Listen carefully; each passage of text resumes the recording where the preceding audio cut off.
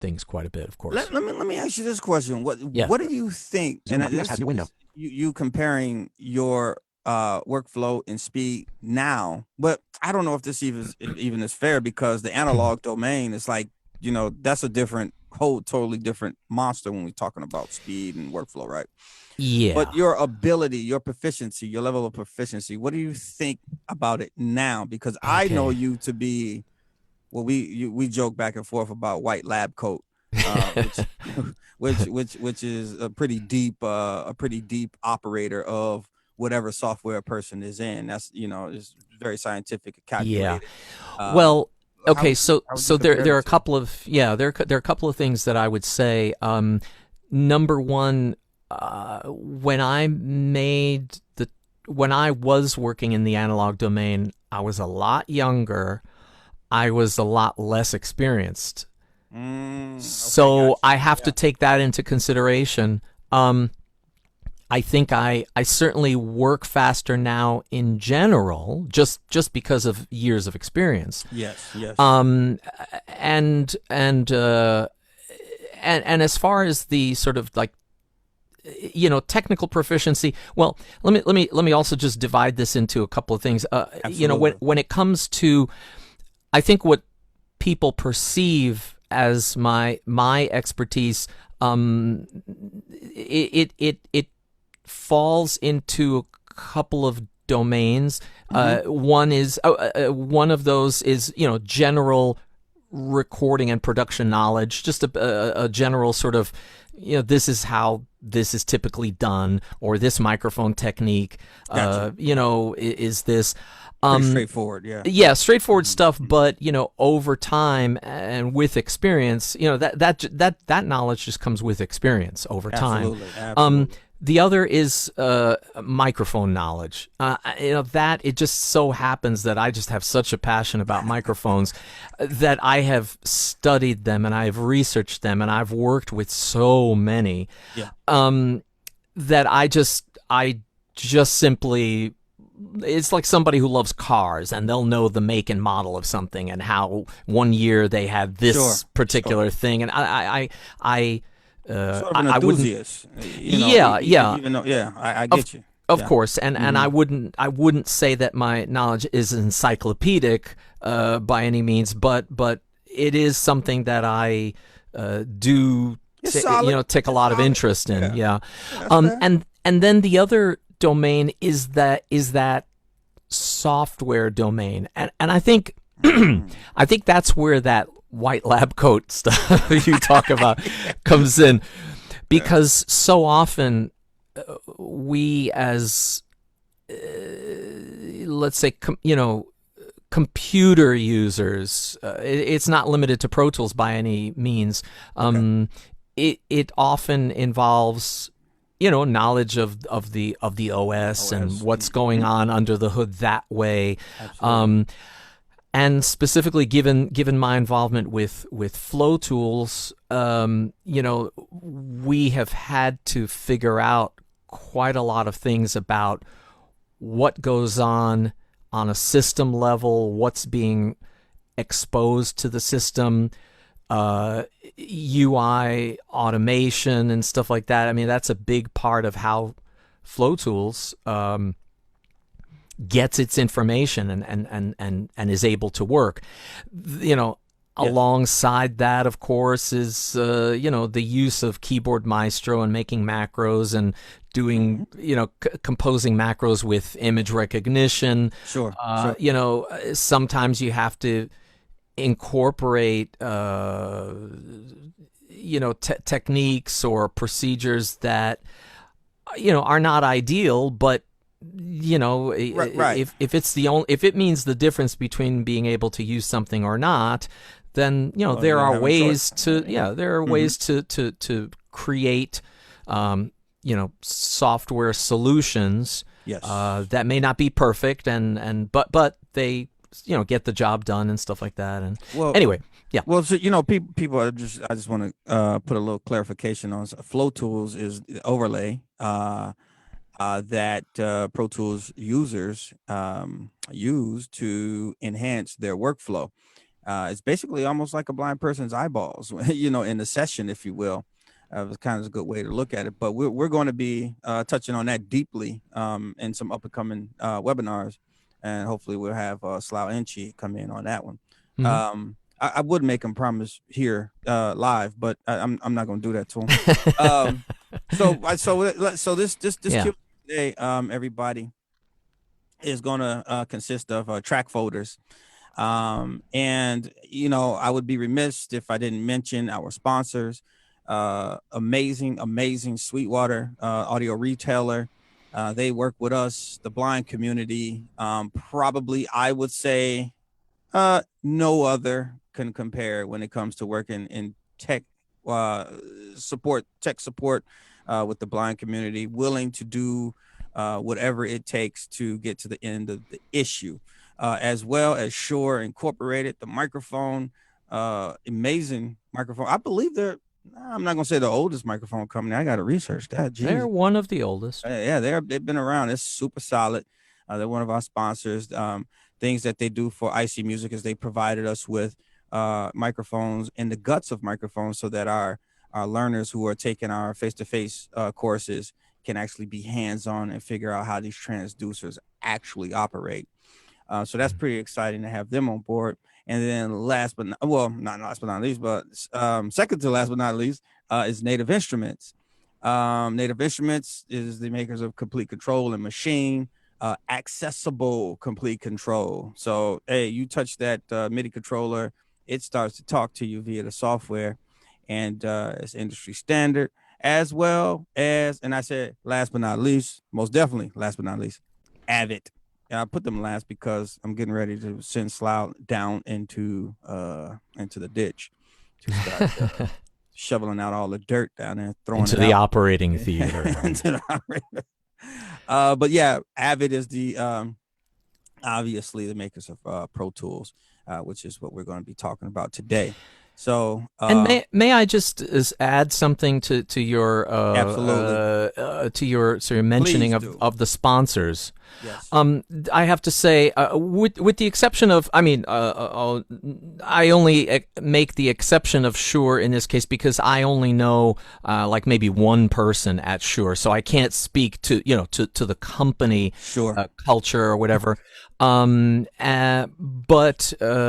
with Sweetwater and Native Instruments and Avid, I know a ton of people at these at these companies, and they are just fantastic. I mean, as human beings, and they really do care about what they do and their customers. And I just had to say that because really, I have had fantastic experiences all around. And well, thanks for the sponsorship, of course. Well, and I for companies, and these companies don't have to do this, for them to actually provide us great detail, in their products and stuff like that, and be able to support this community. I'm telling you, I'm not gonna I'm not gonna go through a whole drawn out list of things, but I use the products.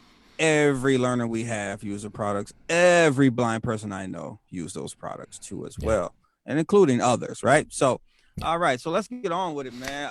Track folders. Yes, and I would like to say, I would also, if you don't mind, Byron, I am going to go through a session. I'll share the screen for those people who are sighted and stuff.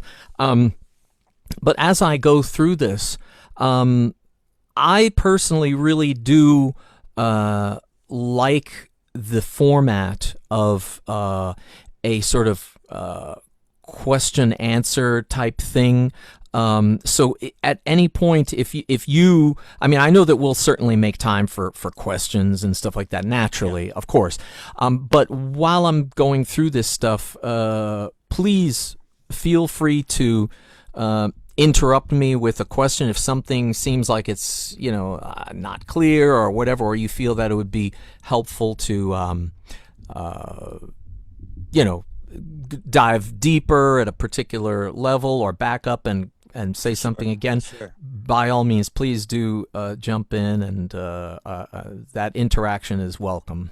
So yeah, likey. So that would be you don't have to wait till the end of the presentation. I'm down with it, Mr. Halliton. Yep. Yeah, however we want to roll with it, man. Yeah. Sounds Okay. good to me. Yep. All right. So I'm going to share my screen here. Record. Share screen button.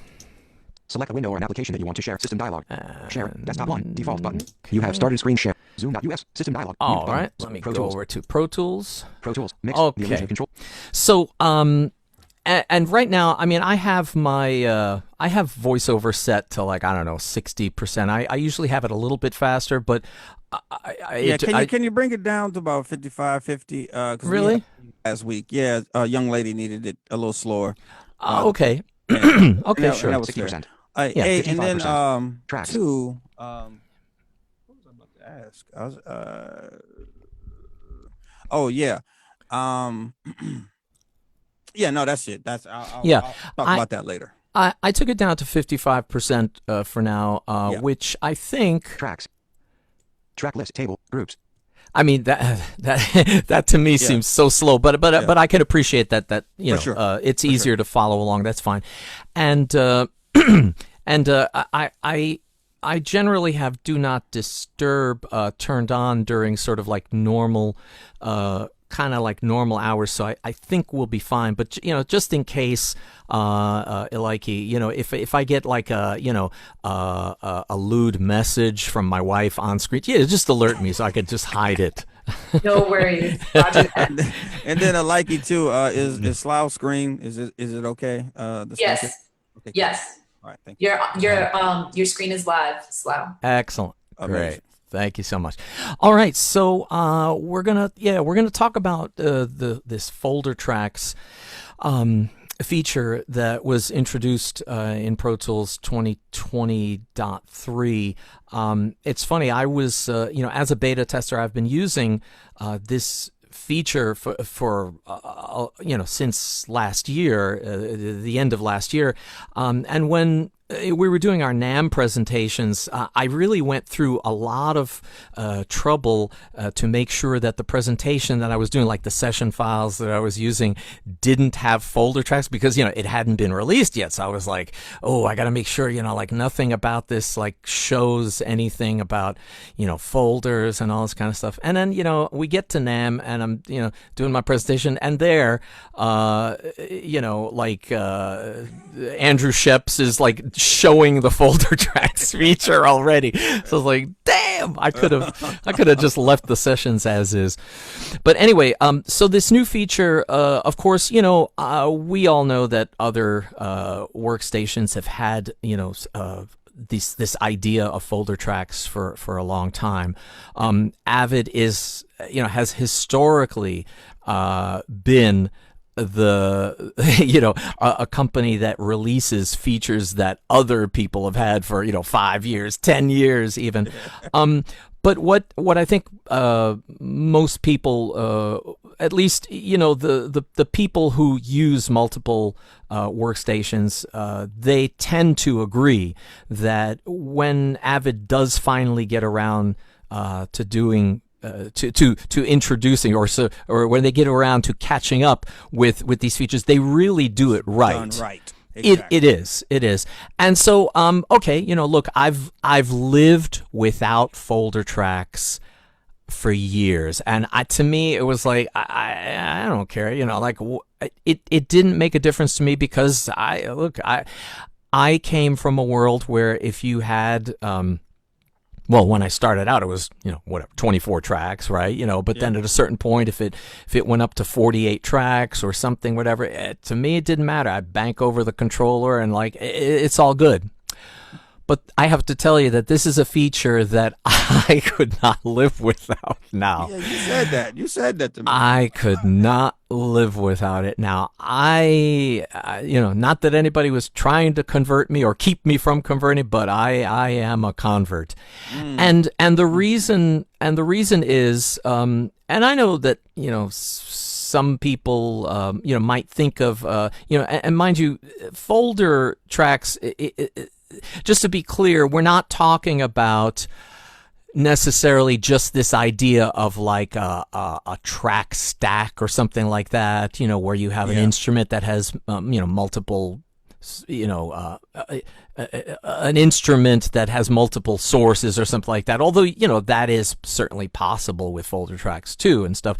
But really, folder tracks as a sort of organizational and routing concept, that's where it really has its most of its power, and the ability to, look, we've always had the capability in every workstation to to create auxiliary inputs and just have everything on less faders. That's always been an option. However, that still meant that you had whatever it was, 50, 60, whatever tracks in your session, and if you needed to edit something, well, you got to go down to that track, and that could be all the way down toward the bottom of your list or whatever. If you wanted to keep all your auxiliaries together, at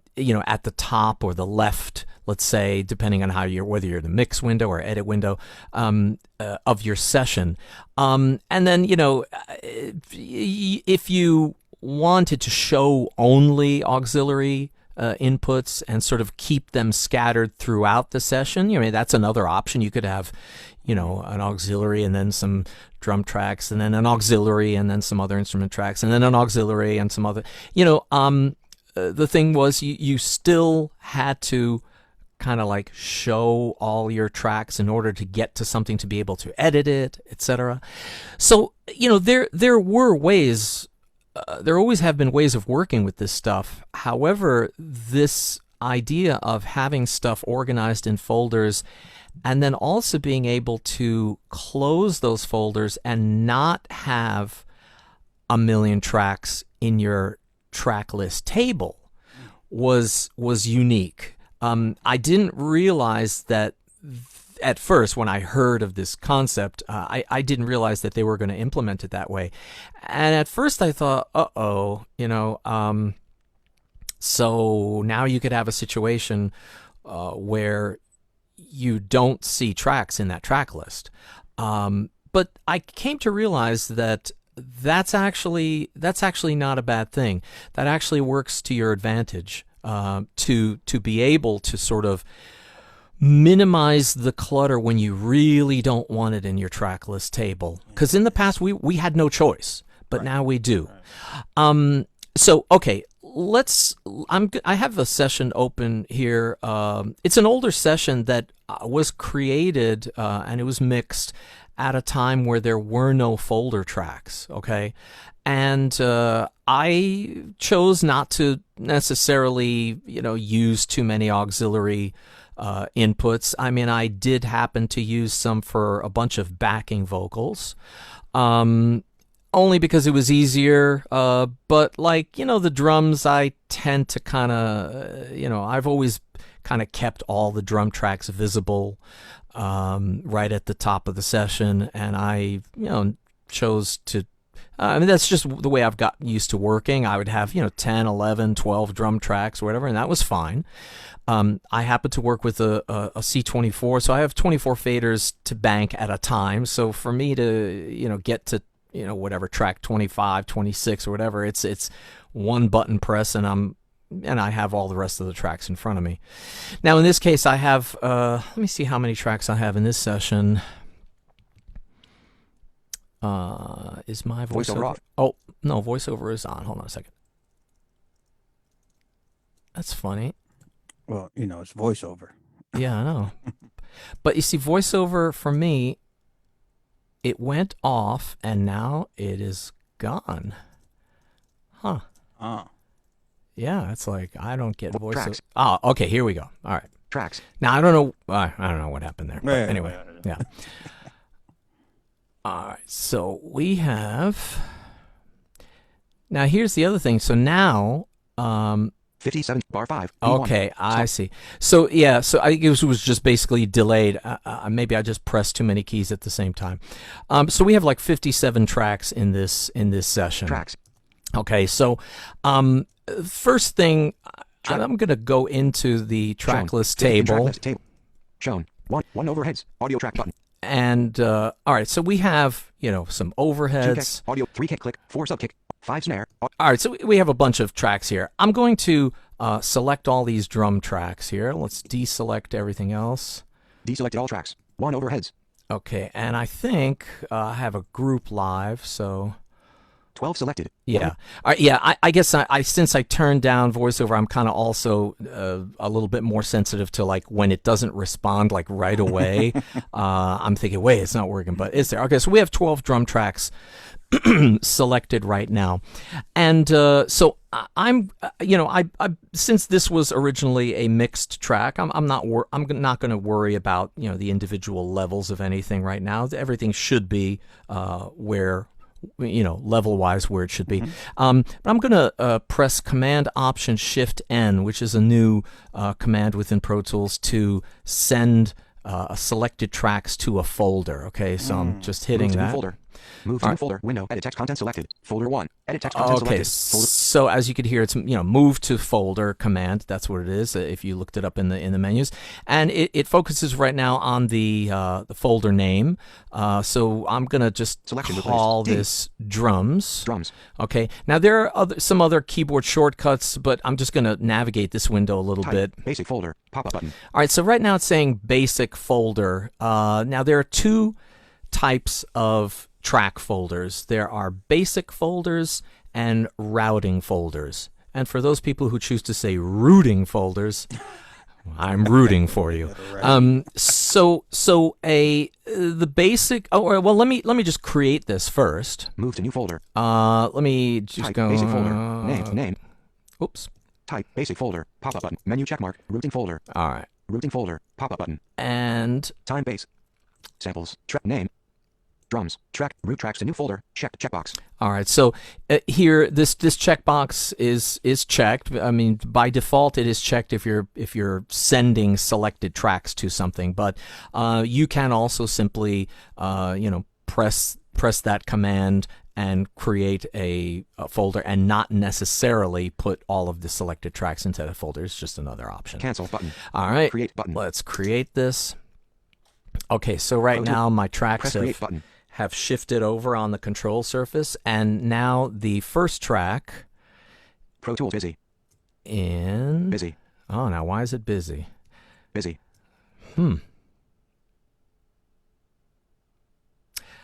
I don't know what, I don't know what's going. I never get this type of behavior when I'm just simply working in Pro Tools, and I don't know if that has something to do with the fact that it's being captured by loopback. Busy. Yeah, it's like. Mix. The illusion of control. Okay, 48. all right. Well, now it's Shown. 1. okay. Anyway, Shown. Selected. 1. can't figure that out right now. But anyway, this drum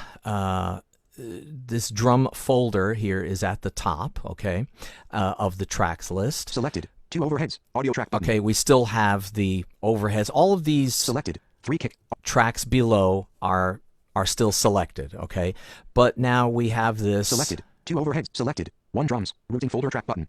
Okay, so this drum routing folder, sorry, that's my preference, is still located now above the tracks that are selected. Okay, now since these tracks are selected, the tracks that are within the contents of this drums folder, this routing folder, since they are selected, I can choose to close this folder. And what will happen if I close this folder, it will still be shown, but all of its contents will be hidden from the track list and therefore from the mix window, etc. Now that's quite different from hiding the track and still having it appear in this list. So I'll just show you pressing Shift F Okay, now on my control surface, a bunch of tracks have shifted over.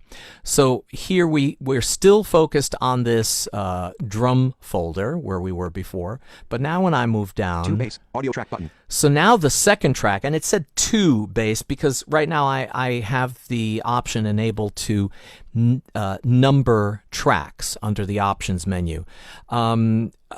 Sometimes I prefer not to have that, but for purposes of this demonstration, it really is helpful because now you see that the second thing that is visible is the second thing that is visible in the mix window is the bass track, and all of those drum tracks are gone. They're not being shown. Okay, so now in my session, if I pressed a command here, hold on a second. Yeah, 46 shown, selected. Yes. So now, whereas before it said that 56 tracks were shown, now we have 46. So we've gotten rid of 11 or 12 tracks because now we did have 12 selected tracks to begin with, but now that we've sort of added the drum to it, that's 13. So now we've sort of added a track to the session, if you will. So if I open this back up, right? So I'm still on this selected drum track folder. I'm going to press Shift F to expand it. Now if I move down, 3 kick, audio track button. Okay, so now 2 overheads, audio track button. we have those tracks back, the ones the overhead kick, etc., etc. Now, if I just come out of this window and Tracks. I'm just going across the mix Track window. list pop-up button. Track list table. 1 drums. Routing folder track. So there's the very first visible track. That's our routing folder. I guess VoiceOver pronounces it routing, so I shouldn't say routing. Okay, it's a routing folder, therefore. Okay. Well, it also calls me Baran. So Baran. Yeah. That's right. So 1, 2 overheads. Audio we track. have our second, the overheads, 3 kick, audio track. kick, etc. Now, if we jump back into the track list, In track list table. Row 1 of 58. Shown. 1 drums okay, button. and I'm just going to move down. Shown. 2 overheads button. Column state. Okay, row 2. so if I hide Press. this Hidden. track, Overheads button. okay, so now that overheads track is hidden, so it does Audio not track list appear. table. Track list pop. Track 1 drums. Root 2 kick. Audio track. So it jumps from the routing folder to the kick, and the overheads is not seen here, of course, in the mix window, but back in the table, In of track list course, table. Row 1 of 58. Shown. 1 drums button. Column state. Row 1.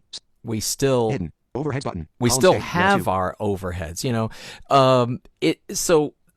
If I were to hide 2 kick. this stuff, I'm just going to Shift F again.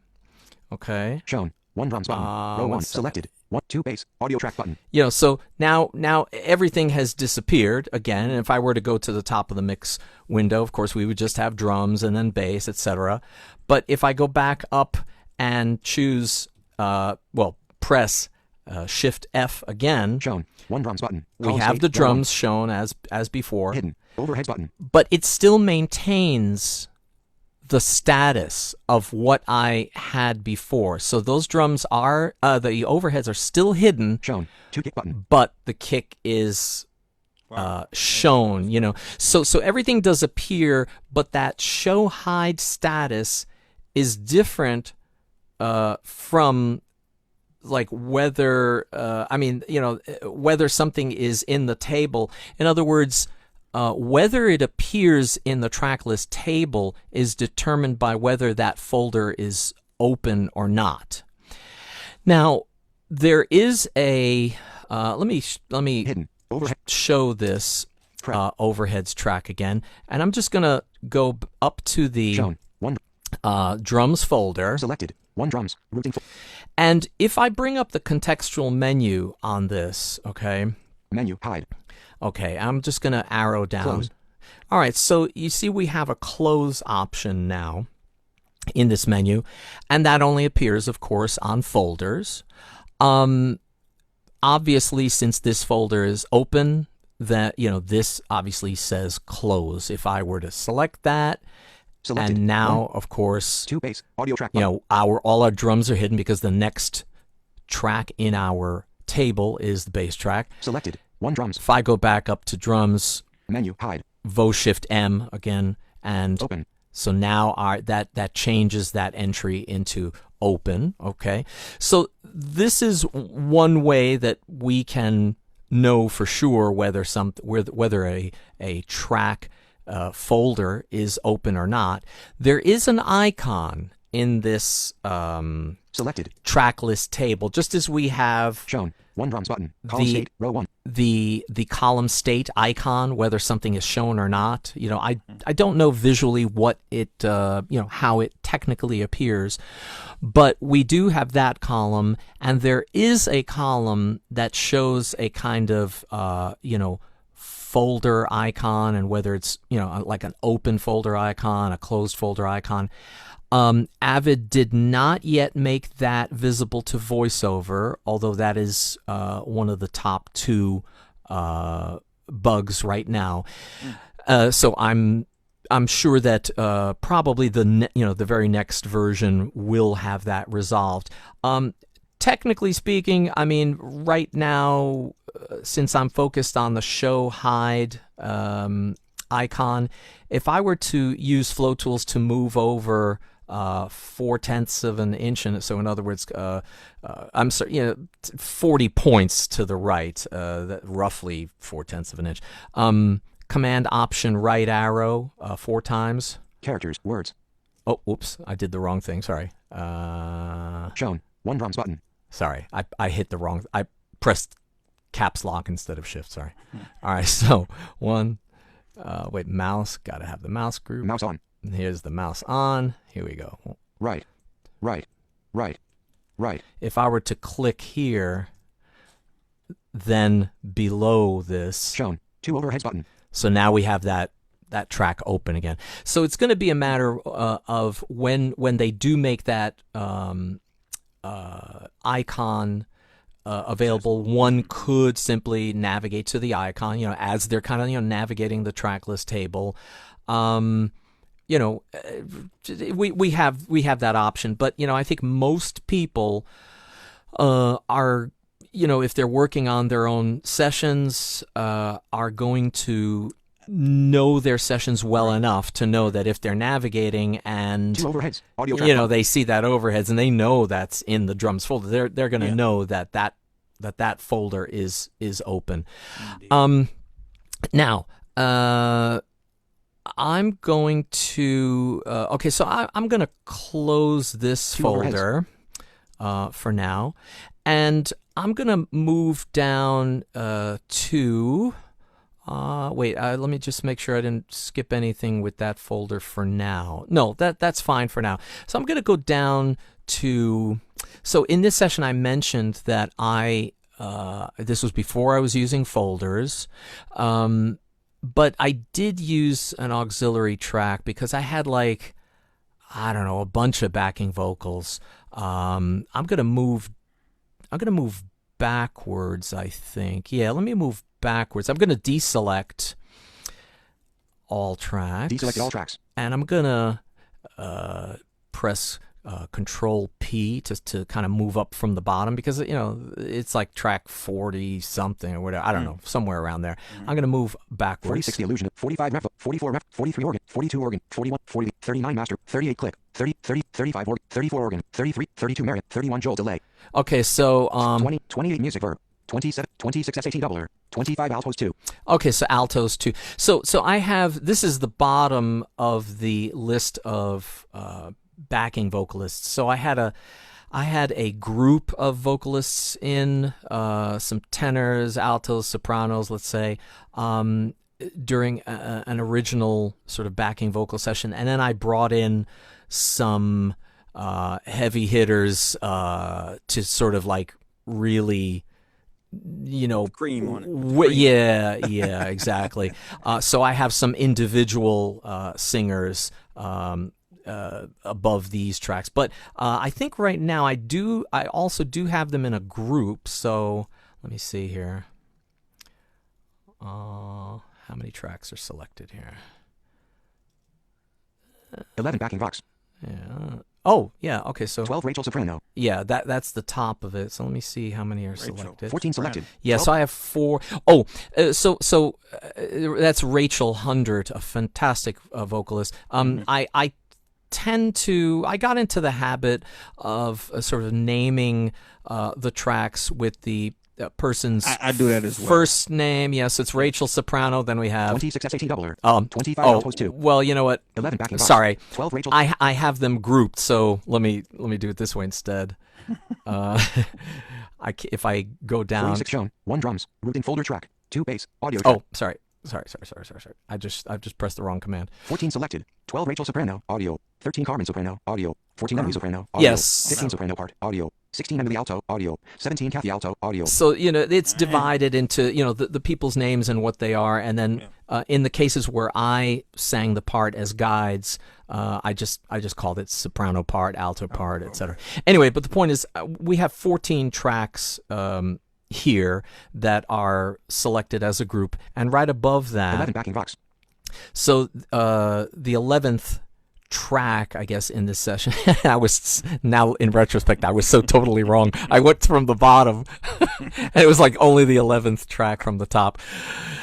Anyway, so we have these all going to an auxiliary input, okay?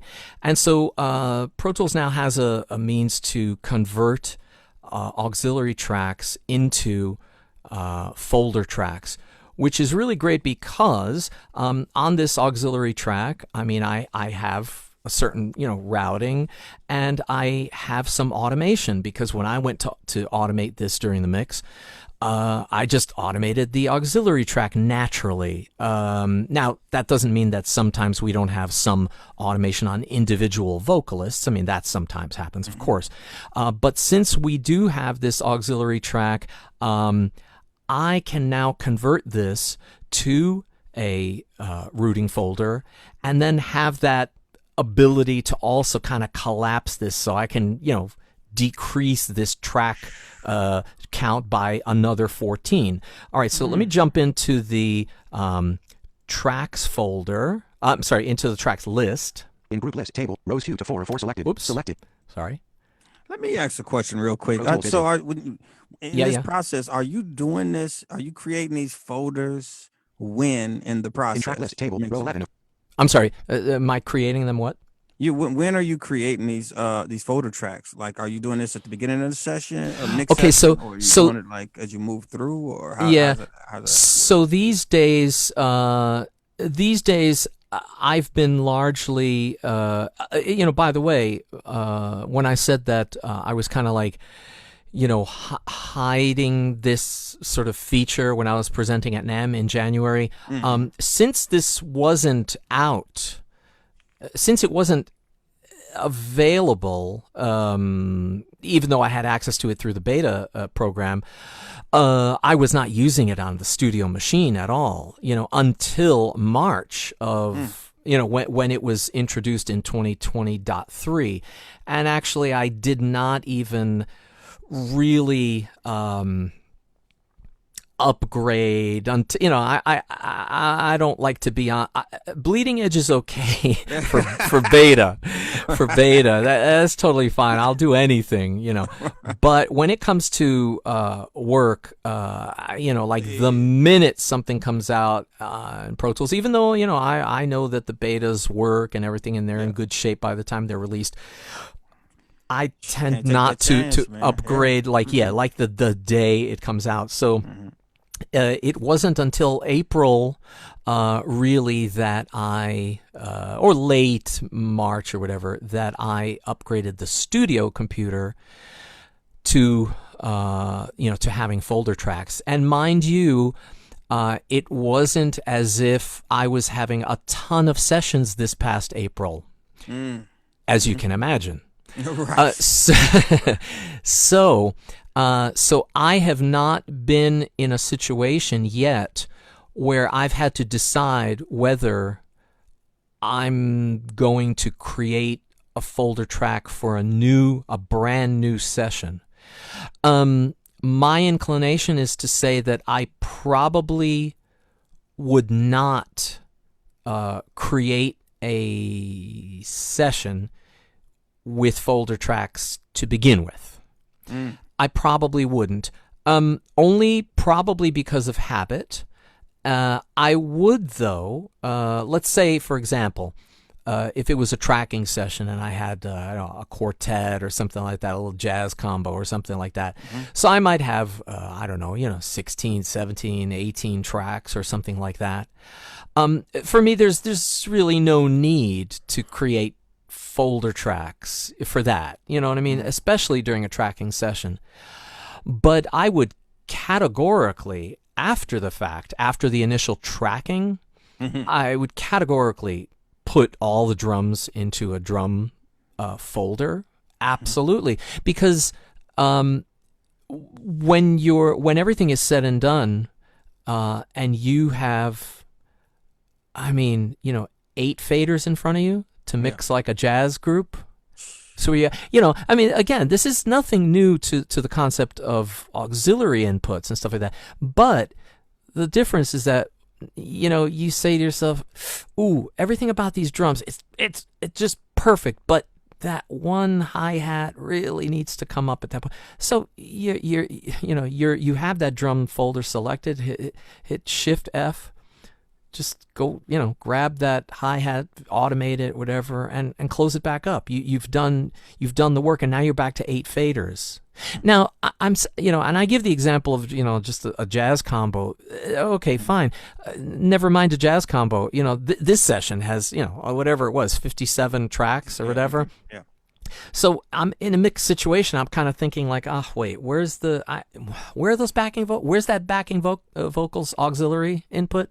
Like, all right, it was track 11, but it really wasn't really because before I created the drum folder routing track, it was 12 faders later, so it was like, I don't know, 23, 24, I don't know what it was. So that's it's cleaner. It's a cleaner flow. Yes, the more you can reduce your track counts. Clutter there. Yeah. When the time comes, like it's of course it's not important at all. In fact, it would be a hindrance to sort of really hide tracks during tracking. Of course, you would not want to do that. You want to have access to everything at once, right? But as soon as that's done, and you've sort of okay, maybe you've gotten into editing and fine, that you could certainly create some folders and kind of pare it down, but the closer you get to that mix stage, the more you can decrease something. I mean, I've gotten to the point now, because right now I've been doing a lot more sort of, mixing and unattended kind of, sessions and stuff like that largely involve editing and mixing. I've gotten to the point where even if something is let's say a pair of acoustic guitars, maybe one acoustic guitar plus like a Nashville style guitar that are panned hard left and hard right. All right, it's only 2 tracks, but I've gotten to the point where I've just even created folder tracks for that, just so that I can have one fader, because those guitars, they are balanced between each other. This goes for chorus, electric guitars, anything that kind of logically works in pairs. I just boil that down to one fader. The more I can do that, man, what a difference it makes in terms of framing a mix quickly. Yes. Oh, there's just I could never go back. You got to be able to get to a balance, like super duper quick. Yeah, and of course when mixing, say, drums, if I have 12 tracks of drums, of course, naturally, there's going to be that work that takes place where you're kind of, maybe sculpting the kick drum, adding some, high pass filters to certain tracks, or you're keeping that fold, if that folder exists already. Sure. You're keeping it open, of course, while you're working on that stuff, and you're applying plugins in some cases, maybe some kind of drum leveling, some EQ, some dynamics, maybe whatever it is that you're doing. You are clearly going to be keeping this stuff open for huge swaths of time, perhaps. Right. But then once you've done, 90% of that work and it's, really close, oh, there's nothing like just closing that and just like not having to worry about that. Again, we're talking mix stage, but still, absolutely. these days, like it used to be that a mix, you worked up to the point where you were doing a mix, and coming from the analog world, that's what I was accustomed to. You would do your mix in a day. Maybe you might spend 2 days on it. That sometimes happened, but that for me that rarely happened. In fact, it was much more the other way. Sometimes I'd have to mix an album in a day. Sometimes that happened, and that was stressful, and that was like 16-hour days or whatever. But more often than not, I would tend to sort of like, for your average kind of project, mix 1 to 2 songs a day in the sort of analog days. But these days, people are working on mixes for months, years in some cases, not mentioning any names. Well, I mean, the recall is just so doggone easy nowadays. It's just like, well, that's the thing. Too many options, right? Like, there you go. Yeah, I mean, back in the day, you used to have to zero out a console. I mean, even my console, which was not, it was a 32-channel Allen and Heath when I was, working with an Atari machine. Even that machine had 1,500 knobs and buttons and switches. I'm including that, but it had like 1,500 elements that I had to, one by one, go through and say, okay, this is off, this has to be zeroed out, and that's not including recalling a mix. Right. Forget that. I mean, that would take you, it would take you half a day to get it to the point where it was, it was VCA automated, so the the faders would be fine or whatever, but like none of the EQs, none of the sends, that was not automated, so you had to like reset everything, and even then you would not be really truly back to where the mix was. You had to constantly go back and forth and say, no, what did I forget? Oh, this, blah, blah, blah. Yeah, of course, now these days everybody has total recall, total reset. I mean, this was something that SSL consoles had. Not only total recall, even with recall, you still had to, on large format analog consoles, you still sometimes had to match the device.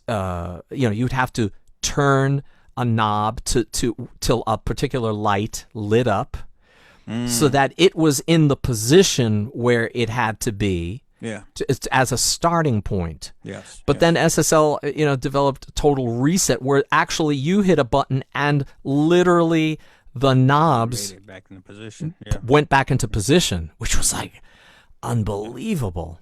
Yeah. And of course, with a requisite price tag. So with Rachel, Emily, I forgot the other young lady. Yes, Carmen was in there. Carmen, yes. Yeah. So you got them all in one room, one folder. I'm calling the folder. Well, no. That's I still didn't do that. That's an auxiliary track.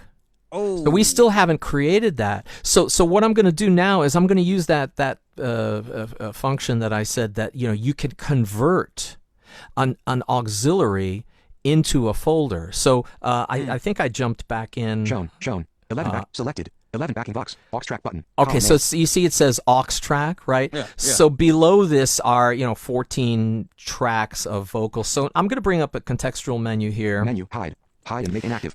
Rather than arrowing all the way down, I'm just going to type. Let me see if hide inspector on. No, I'm going to turn inspector off. Convert aux to routing folder. There, convert aux to routing folder. Okay, so now if I do that. Selected. Okay. 11 backing aux. Routing folder track button. So it just instantly changes it to a routing folder. Wow. Yeah. So where we were, let me see how many tracks. 46 shown. 46 shown. Okay. So now I'm going to move down to one of the contents of the tracks. 12 Rachel soprano. All right. So there's Rachel's track. I'm going to hit Shift F. Okay. And now we should be like down to 30 tracks, 30 something. Let me see. 46 shown. 1 drums. Oh, well, it says 46 shown. Why did it? 11 backing aux. 12 Rachel Soprano. Oh, maybe. Well, yeah. No, I should. Here, let me. 26 S18 doubler. Okay. So if you showing if you just do that to the aux track, is it taking everything with the aux track that's rooted to it, 11 backing Vox. or just that aux? I'm sorry. Say rephrase that if you can. So when you create this folder track, convert. When I track. converted the aux input, yes, to a folder track. Yes. Absolutely. So does that take everything routed to that aux? Yes. Well, I think it does. Okay. I think it does, but you know what? It might not. And Right. and this is where we are now. And I have to tell you, Byron, you know what? In the past, when I've taken tracks and have said, oh gosh, I could put all these into a rooting folder or whatever, Yeah. I would often select the tracks and just do that original that first keyboard shortcut that I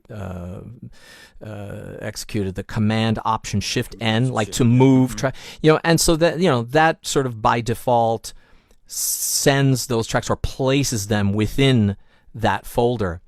But I have not really had many instances where I've taken an aux input and converted it. I know that you can, and that's what I just did. Yeah. But you know what? I can't say for 100% whether it actually puts them inside, because I could see an argument for like why it would, and I could see an argument for why it wouldn't. Gotcha. So as with the situation where people ask me questions on, let's say, the PT access list or the WhatsApp group, Yep. I have to say, I really don't know the answer, and I just go and I try it. And I learn something from it myself. Yeah. And this is one of those instances, like your question, I can't answer it. I can only look at 10 this. Marion Harmony. All right, that's 11 backing Vox. 12 Rachel Soprano. you see? Yeah. Let me go back up to this. 10 Marion Harmony. Audio track. 11 backing Vox. Routing folder track button. Let me see if it's Menu, open. Close. All right, so it is open right now. I'm going to close it. Selected. So 11 backing Vox. I know that it's definitely closed. 12 Rachel Soprano. Audio track. So you see, I'm going to answer your question now, Byron. I see the Dear answer. Byron. I see the answer now.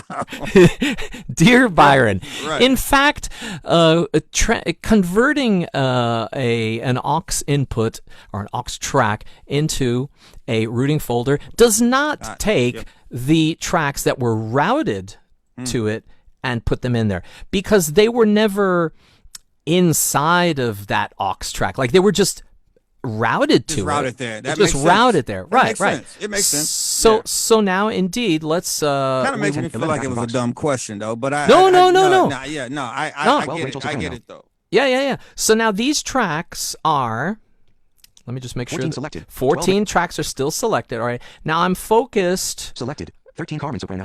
All right, I'm on Carmen's track. It doesn't matter. All of these tracks are selected right now. All 14 tracks. I'm going to bring up a contextual menu. Menu. Hide. And now, again, rather than arrowing down through the whole thing, I'm just going to type MO. Move to ellipsis. Submenu. Move to. Okay. Now, by the way, I think Avid should change this. You see, this has move to. I guess if there were no folders, if there were no folder tracks in this session, that would bring up possibly a dialogue. Yeah. But it's odd to see move to ellipses and then have a submenu. You don't normally see that, right? Ellipses usually means that a dialogue is going to come up or something like that. But anyway, so we have this subfolder. I'm going to go into this folder. Move to. Submenu. New folder ellipsis. All right, so we could move it to a new folder because it's just like the other stuff that we saw. Drums. We have our drums folder, of course, Backing Vox. and we have backing Vox, which is the one that we just created a moment ago. And I'm gonna send it there. Pro Now busy. I'm back. Well, here's where it's busy again. I don't know what's going on there. It's working. And maybe before when I did that with the drum tracks, Perhaps, maybe what happened was that it went in and sort of, when you send something to another track or a folder track, the Pro Tools I/O setup changes, like in the background. Basically, if I send something to a folder track, and it hasn't been, it has no sort of input source created.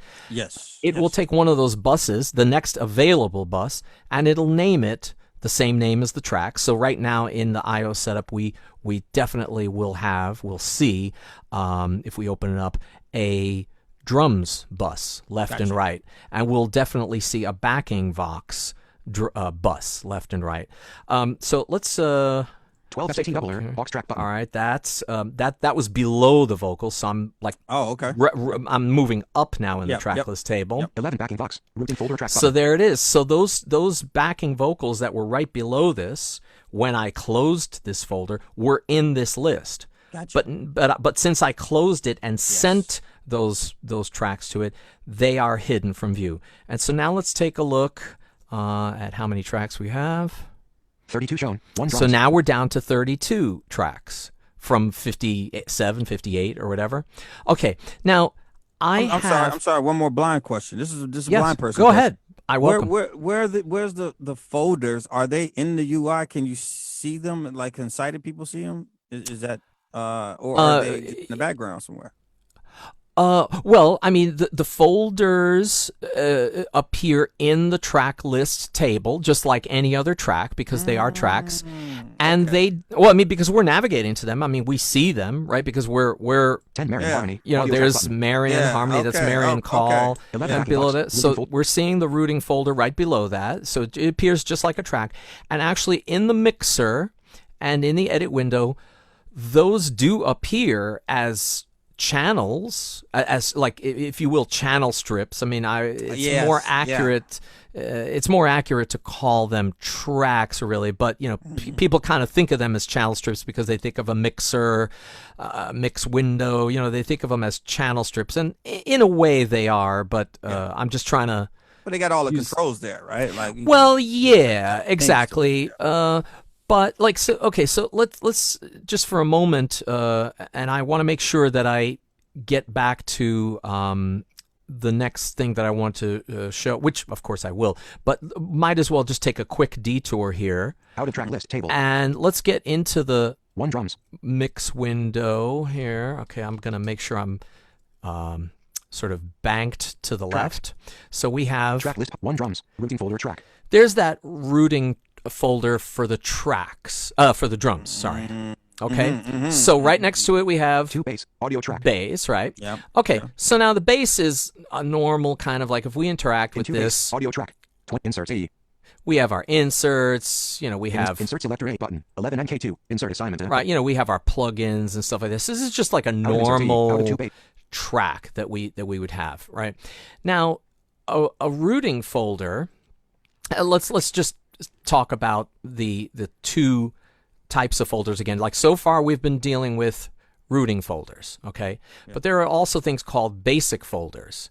Now, the essential difference between a basic folder and a routing folder is that a routing folder, you can think of it as essentially everything that an auxiliary could do. So you could have inserts, you could instantiate a plugin on it, you could have sends, you have an input, and that input is essentially that bus that feeds it, okay? And then you have an output, so you could route it wherever.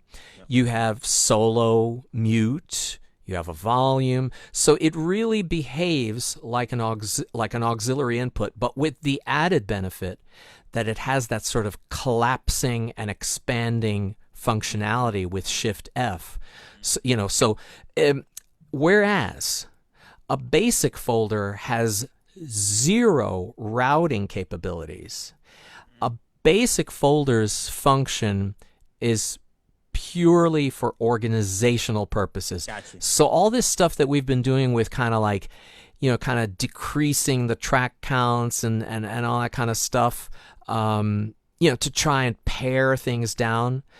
It serves the same purpose so that you basically have less in the track list table. Okay. Now, Then do you use one over the other as opposed to the other?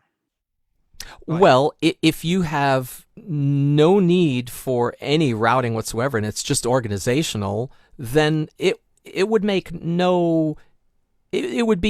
no harm in sending those tracks and sending them to a routing folder. Sure. It does no harm whatsoever.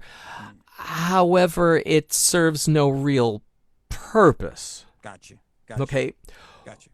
Now, there is an added benefit for control surface users. There is an added benefit to identifying basic folders by the fact that a fader, and this for blind users is something of an interesting sort of perspective.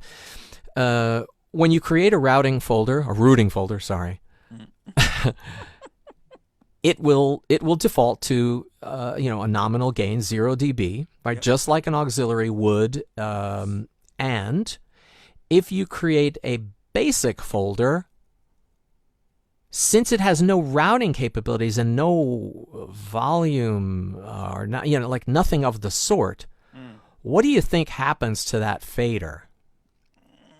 Take a guess. I would venture to say that it is going to be it's going to be down at the infinity, down at the bottom. One would think so, but that's not the case. Really? Yeah, actually, what happens, I suppose that one could make arguments for virtually any position of a fader. Right. Okay, so what happens is that fader just goes right to its middle position.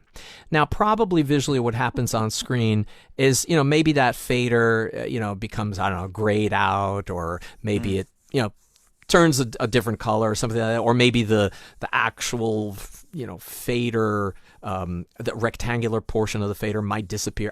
I'm not sure about that, but I do know that on a control surface, that fader just goes right to the middle position. And no matter whether you push it down or push it up, it'll always jump back to its middle position. So now let's talk about if a track has automation on it. Of course, we see that, let's say you move a track's fader to the 0 position, all the way down, infinite resistance, right? And if there is automation on that track, and you hit return, that fader is going to instantly move to the position of the automation. Let's say, in this case, volume automation, right? We're not talking about fader flip or anything like that. Right. So it'll move to the position of that automation point. So when you have a basic folder, it will always jump back to the middle position, like regardless of whether the transport is rolling or not. So that's an easy way to sort of identify the fact that something is a basic folder, because no matter what, it'll just keep jumping to the middle position.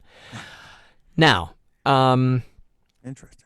I would have taken a different position, because although what I just described to you makes logical sense when you explain it that way, but that is an invented, if not concocted, logic. That's just my way of sort of saying, okay, well, this is the way you can approach this situation. Yes.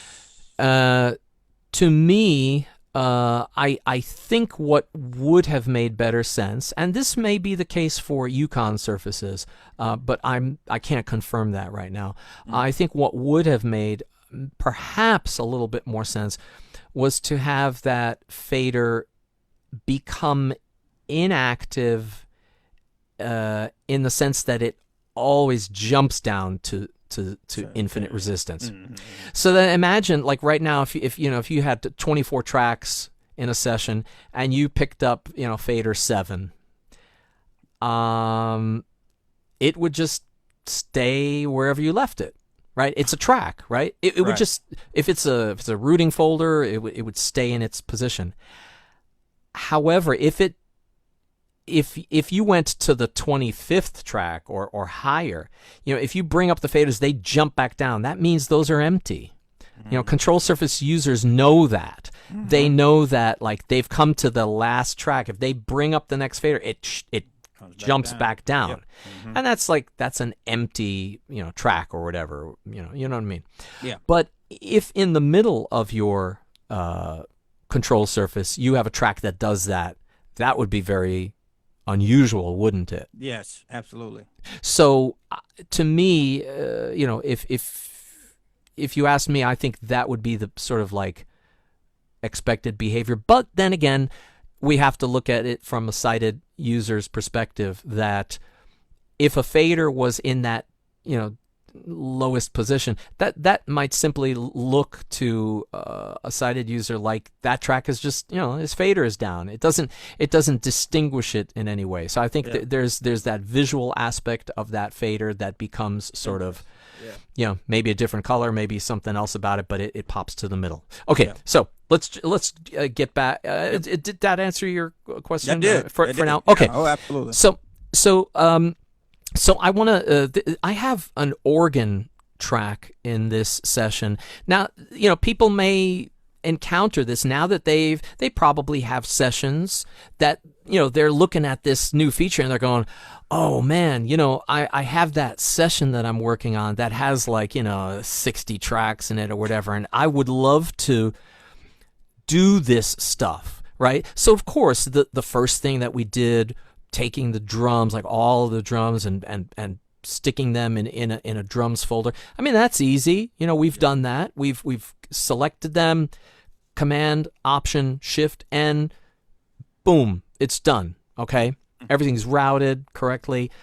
The auxiliary that we just did, okay, it was a two-step process, but that's because we're converting something. Okay, so we converted to an auxiliary, and then we took the selected tracks and sent them into that folder. Okay, so those are kind of straightforward. Okay, but there's another situation where, like, some people, and I definitely got into VCA automation. Now this pertains to ultimate users, so it doesn't affect the regular Pro Tools vanilla users. Sure. But there are definitely some Pro Tools Ultimate users out there, and this can apply to other scenarios.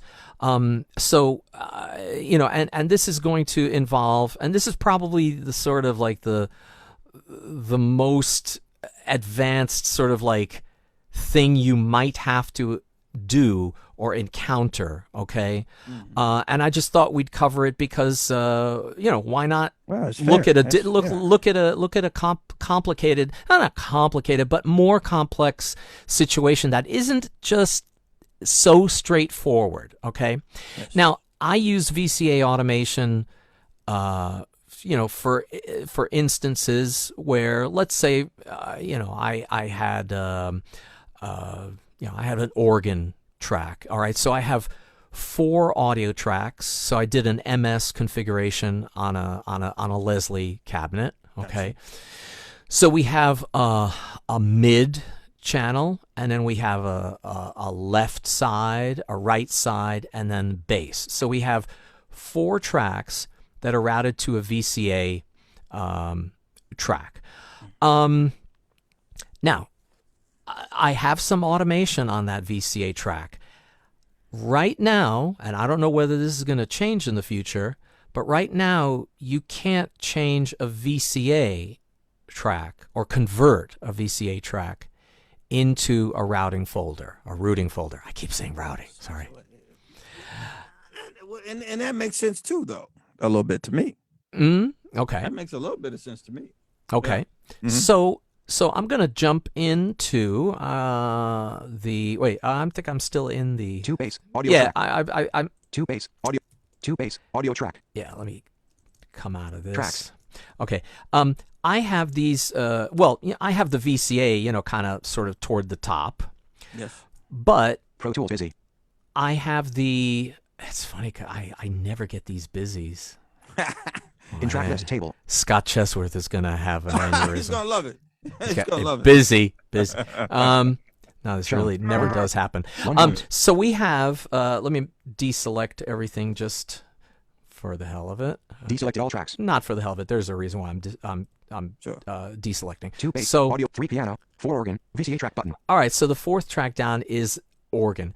All right. So that VCA is being fed by those 4 organ tracks, which I have down at the bottom. Okay. 32 the illusion of control mix. So- 31 rep vocal, 30 rep guitar, 29 organ VI, 28 organ MIDI, MIDI track button, 27 piano VI, 26 lead guitar, 25 master 1, 24 click, aux track, 23 organ bass, audio track. Here we go.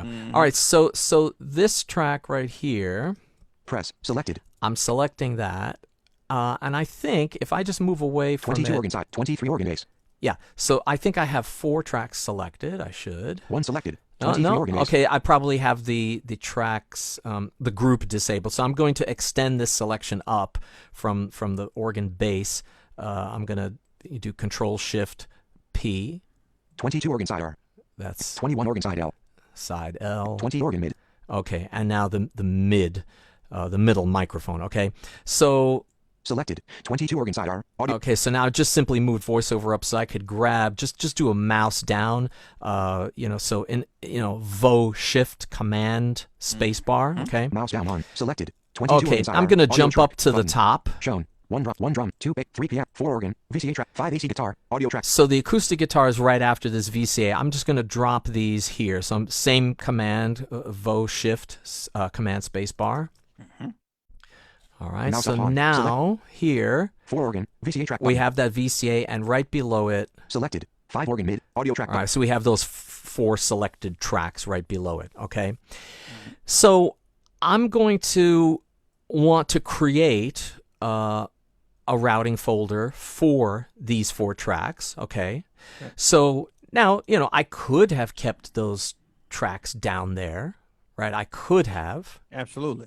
but what I want is to keep these tracks next to their folder so that when I collapse them, they appear right there. They sort of like, it's that behavior where it's like spilling out, onto, rather than sort of like if I were to expand that folder and then those tracks, appear at the bottom. It just defeats the purpose, right? Now, I'm going to, now this track above is called organ, okay? 4 organ, VCA track button, But I'm going to want to call my routing folder organ. All right. So I'm going to rename this. menu, hide, recall track preset, submenu, new ellipsis, rename ellipsis, batch rename ellipsis, Rename, where we go. selected, organ, window, edit text content selected, organ, I'm just going to unselected, call organ. this, organ VCA for now. Okay. So mix, the illusion of control 48, Yeah, and if Voice- anybody has any questions, feel free Yeah. because it's Dialogue. it's a free for Selected. all. I actually do have a question, you guys. yes. Do you mind if I go to Dominic? I'm gonna lower his hand. All right, you're Dominique Stansberry has joined the meeting, VCA Yep. track, great. You're live. Go ahead, Dominic. Ray Wonder on the track. Okay. Maybe you're muted. I don't know. He's going to come in and say, Slough, can you cut it short? No, actually, that's not what I was gonna say. Nah, I'm What's over up, Dom? here- Nah, I'm over here hearing this guy. I heard you. What's your face? I can't think of your name. Anyway, I was gonna say Yes. it was mostly a comment earlier, but when you were saying the folder stuff, so basically bypassing the folder will also bypass the tracks, leaving you less CPU, as well as if I'm assuming that's also possible. Too. I know I'm jumping ahead, but I'm not sure about that because I haven't been in a situation, but I think it's probably quite likely that you might be able to sort of bypass a folder. You can certainly mute a folder, Right. solo a folder, and you know what? Once we do this, we'll just confirm that, and we'll see. Yeah, that's What a great question, which I will have to research and get back to you in about 2 minutes. I'm saying because I haven't even touched on that. I've just been using the session. No, well, that's a Absolutely. great question, and we're all going to learn if that's a possibility. Because what a great feature that would be if you could, Right. just like CPU. totally, turn off the processing. My understanding is that one of the powerful features of this is that basically, like, let's say all of this, like we've done this whole song, right? Right. And we have a drums folder, we have a Right. backing vox folder, whatever, and then, like, let's say you pare it down to, like, I don't know, 12 to 16 tracks, whatever. You could take all of that, right? You could take all of that and throw it into one folder and duplicate that folder, and now you can work on that second folder as an alternate mix. Oh. So I never think- thought. Yeah. Right? So the thing is, if you could boil everything down to one folder. You can go, Add I the think other it's like folder and 9. bypass it and work on the others folder. Like, Yeah, design to exactly. Make a whole other session. And I think you can go something like 9, like you have your top level, and then you can go 8 levels deep. So, like, let's say you've boiled percussion within the drums folder, and then that drums folder is within, like, the song folder. I mean, you're only like 3 levels deep, right? So Okay, yeah. Yeah. Subfolders, basically. so that is an excellent question, and I think I know the answer, but let's find out together, So after And I do this, I'm going to try that. And I was gonna also ask you, Yeah. have you do you find yourself using folders more versus committing your tracks to save CPU, or do you just like to use folders? Meaning Well, sitting down and I'm gonna commit these tracks because my computer's having these little issues. And, well, his voice is also going busy because that Right, also could right. be another yeah, issue, too. no, I have to say, I famously always say I do not get voiceover saying busy, especially Right. not in Pro Tools. I this is so unusual. I promise you. Yeah. But No, you're but good. It's all good. but I have not been in a situation yet that I have used folders to minimize CPU, if that's even possible. It might very well be, but I really don't know the answer to that. And I have to say that, I am using an HDX system, although I'm not running HDX right now. This is all just going through loopback. So, the engine is not being, look, I'm not even playing back the session, really. You know what I mean? Right. So it's not being taxed in any way.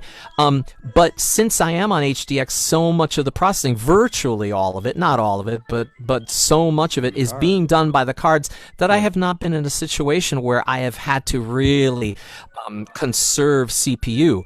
But it's a great option now that if it does indeed, sort of, if you can, bypass it or make it inactive or something like that, that would be a That's great great. thing. We're going to find out. check it We're going to out. find Check out. it That's out. an excellent question. And the side note to everybody out there that's listening, guys, since we use screen readers, we're trying to minimize the quick it takes for us to move around sessions, because a sighted person go click, click, click, click, done.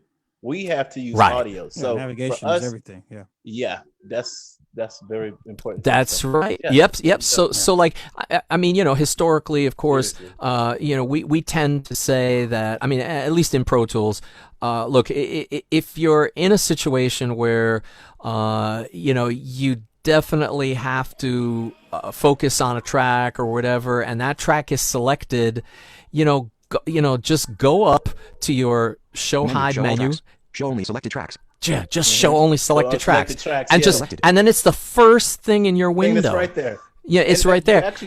You actually taught me something just a second ago when you did that whole move the tracks thing. I was actually wondering for a while, how do you move these tracks, right? Right.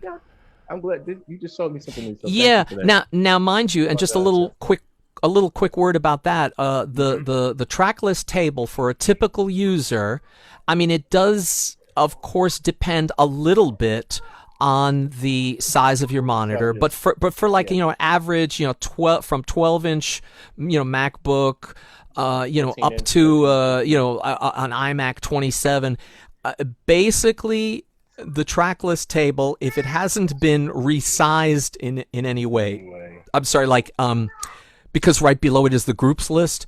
Yeah. If nobody has resized that, your should be average number of tracks is about 66, 68. So I was, 57. So I was, even with all tracks showing, I was within the boundaries.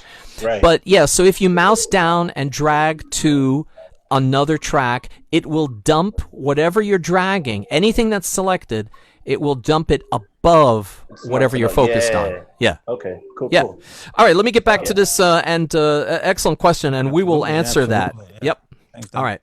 So let's get back to this. All right. 3 So p.m. selected. 4 organ That's a VCA. good- that was a good yeah, question. we were going. That was a really Yeah. good Oh, question. excellent question, and it'll teach me something too, just looking that up or figuring that out. So I'm gonna route these to. We renamed the track because if I tried to create a folder track named organ, I would say there's already track by that name, et cetera, et cetera. So I'm gonna create this move to new folder. Edit text content selected. Folder I'm 1. gonna call Selection this replaced. organ.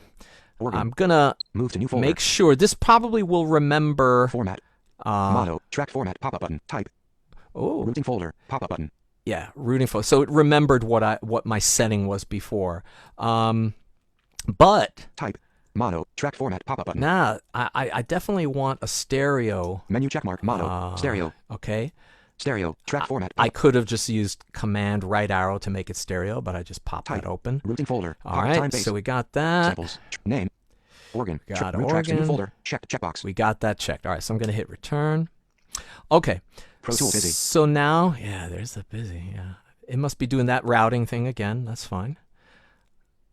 And I'm wondering whether this whole busy thing, this now that. Remember just a moment ago I said that, I'm not using the HDX engine. We're using loopback in this case. I'm wondering whether that sort of busy kind of thing is because it's not an HDX system, and the people who have sort of indicated that sometimes they get the Pro Tools being busy or whatever. I wonder whether it has to do with the fact that it's kind of like core audio sometimes, or an interface that's being supported by core audio. You know what I mean? Anyway, we'll see. So I'm gonna go back to this track list. Make sure. Now, I seem to have lost. I can't hear you right now, Byron. Oh, there you go. Okay, Yep. I just want to make sure that I didn't lose my connection with you. Sorry about that. Oh, okay. Okay. No, I so, was checking the time. We're like maybe I think it was 30 minutes to the end. Oh, Yes, dear. we have 25 minutes left. Okay. So you know what? Maybe I should, in the interest, maybe what I should do is basically explain what I would do next, rather than going through the trouble of necessarily, demonstrating it. Zoom But US. Zoom US. let me go back to the Pro Pro Tools Tools. window, Pro Tools. and Mix. The illusion of control. so 3 piano. Audio track. Okay. Selected. 4 organ. Routing. we have this organ track. Selected. 5 organ VCA. We have the 6 organ mid. Audio track button. Oops. Selected. 5 organ VCA. VCA track button. Selected. 4 organ. routing Oh, folder track you know button. what happened? Okay, so I had the VCA selected when I did that command. Like I had Selected. 5 organ VCA. I had the 6 organ mid. Audio track. the mid and everything. I had all that selected, but I also had the VCA. So the VCA ended up getting put inside this folder. But that's fine, because ultimately, we would delete this folder. It doesn't matter. That doesn't matter. But basically, since this VCA has automation on it, I would want that automation to apply to the routing folder. Okay, and so basically, let me just explain what I would do in a case like this. Is I would go up to the mix window, move over to the Outer track list. Tracks. Track list. 1, 2 bass. 3 piano. 4 organ. 5 organ VCA. VCA. see right to this one. Go to the view, the track view options. Okay, Inspector on. So here we go. I'm gonna bring this up. Menu checkmark. Volume. So it's already set to volume, yeah, because it has no audio, so it has Fine, no we can see waveform. it. So I would, in the edit window, hit return, an Option Shift Return to select all of that volume automation. Okay. For organ, routing folder. Go to organ, the routing folder. Now, Menu checkmark overview. Overview is its default view, so it shows you kind of like a little visual representation of the tracks that are contained within. So you kind of, sighted users can see that, oh yeah, this folder, even when it's closed, they could say, oh yeah, it looks like it, contains a bunch of, tracks, right? Yeah. But the next thing down is volume. So I would select that, okay? And then, move my insertion up there, all right? So For organ. make sure that it's on that organ track and hit paste. And so now I can then go in and delete the VCA track, and now my automation is there. Okay, and then lastly, just Tracks. last quick thing Track list table. that I will say now is like again the basic folder. In track list table. So if we go 33 down control here, mix 5. like all right, so let me deselect. Deselected all tracks. All right, I'm gonna say so I have like I print mixes right within the like when I do a mix, I typically print them. Or I might import them, or I might if I'm doing something with like a analog summing or whatever, I'll print directly to the session. So that I always have like when I open it up, and I can always go to a track and say, what did this mix sound like? And it's right there. Okay. So I'm going to take this. I don't need to see this. Selected. Right? I don't need that in my session. Let me go up. I'm just going to start like adding stuff. Okay. So I'm going to Control Shift up. Control Shift P. 32 rep vocal. Ref vocal. 31 rep guitar. Ref guitar. 30 organ VI. Organ VI. That's like a virtual instrument when I was composing it originally. 29 organ MIDI. Organ MIDI. 28 piano VI. Piano. 27 lead guitar. Lead. 26 guitar. master 1. Yeah, master. Well, not that 27 one. lead guitar. All right. So now we have 8 selected. 26 master 1 master. eight tracks selected. I'm gonna send these. Move to new folder. Okay. Format. Step type. Routing folder. Pop-up button. Menu check. Basic folder. Basic folder. Pop-up button. And what did we say we'll Name. call it? Folder 1. Folder 1. Whatever. We'll just call it folder 1. And I'm loving this. yeah. Now you and I guess with the basic folder, like by the way, it's like no matter what, if you have selected tracks. They can't be routed, right? They can't be rooted, because there is no audio. So this root tracks to new folder. Root tracks to new folder. It's grayed out because there's no rooting to speak of. It's not audio, right? It's just for organizational purpose. So okay, so I did that. Pro Tools busy. Pro Tools is busy. There we go. So I guess that sort of basically tells me that it has nothing to do with rooting when it's busy, right? Because there's no rooting going on here. But it's moving things around. I don't know. It's doing its thing. Yeah. All right. So let me go back into the tracks folder. See, and this happened before, by the way. Where I kind of like lost voiceover again. I don't know why, but like right now I just lost voiceover. So let me just tab Zoom.us. Pro Tools mix the illusion of control. Okay. So selected 34 the illusion of. All right. So right now we have selected 29 piano selected 28 lead guitar selected 27 master selected 26 folder 1 basic folder track button. Okay, so this folder shown. 26 folder 1 all right, the folder is shown, but right now I'm gonna hit Shift F. Shown 26 folder 1 button. Shown 26 folder 1. That's the last thing. Yeah. So we've taken a session with 57, 58 tracks, and now we've boiled it down to 26. Let me see. Did shown. I 1 drums routing folder 2 bass audio track button. Yeah. 3 piano, So 5, and 6, we 8 organ have side R, 9 organ bass. Oh, and I didn't collapse this. Organ, 7, Okay. 6 organ mid audio track button. Remember 5 organ VCA 4 organ routing folder track button. this folder right here. Menu high close. Close that. So now we've taken it down to what's the grand total? 25 shown. 1 drum. 25. So that just fits across the C24. Yeah. Oh yeah. And and of course, I didn't go crazy with this session at all. But again, I have like a couple of acoustic guitars. I could boil that down, a little further.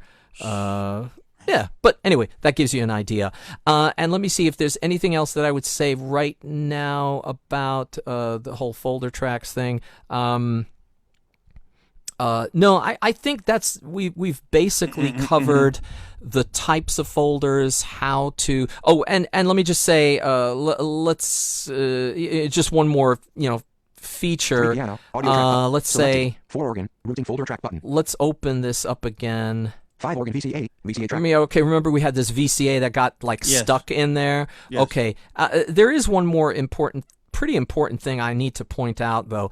Menu, hide. But let me just point this out. And okay, Hide.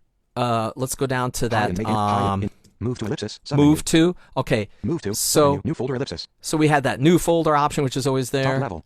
Top level. So like if I hit that, now that Selected. 5 organ VCA. that VCA is now 4 organ, routing folder track button. outside of 3 piano, audio. outside of that 4 folder. organ, routing folder track button. Selected. 5 organ VCA, VCA. So it is on the 6 top organ mid, level. audio track button. Yeah. Okay. So, but the other thing I just wanted to point out, and this is important, I think this is worth addressing. We have different behavior now. Like, remember when we were talking about like dragging, I showed, the dragging of those tracks to a point where if I wanted them to appear in front of a track, okay, I would, kind of focus on that track. Yeah. Yep. And then it would just like shove that track down and it would rest, Absolutely. there. Well, there is, this is by design though. When people want to drag tracks, sighted users want to drag tracks to a folder and put it in that folder, sort of the default behavior is when you drag something to a folder, it automatically goes into that folder. So Right. you remember this 7 organ side track, L. 6 organ mid, audio track button. let me see. Hold on a 7 second. organ side L, audio track button. 8 organ side R, audio track. 6 organ mid, audio track button. Gee, I wonder if. Oh, yeah. These are the audio tracks. Okay, so Selected. 5 organ VCA, VCA track button. There you let go. 4 me organ, routing folder track button. close this folder. Menu, hot, close.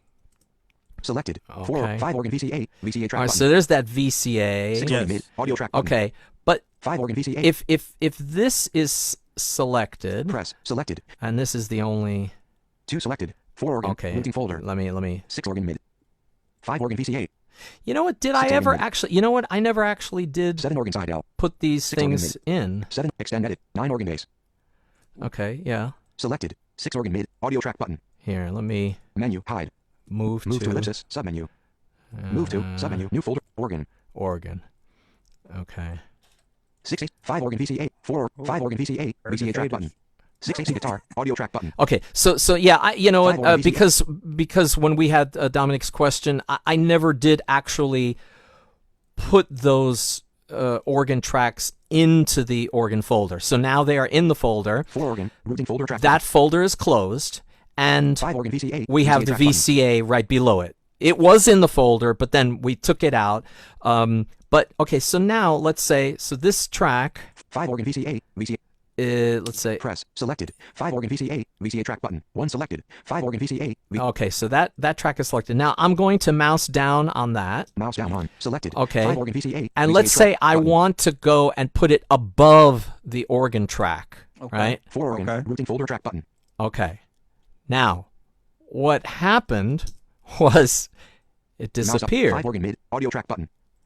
6 organ side L, audio track. Well, it disappeared. Whoa.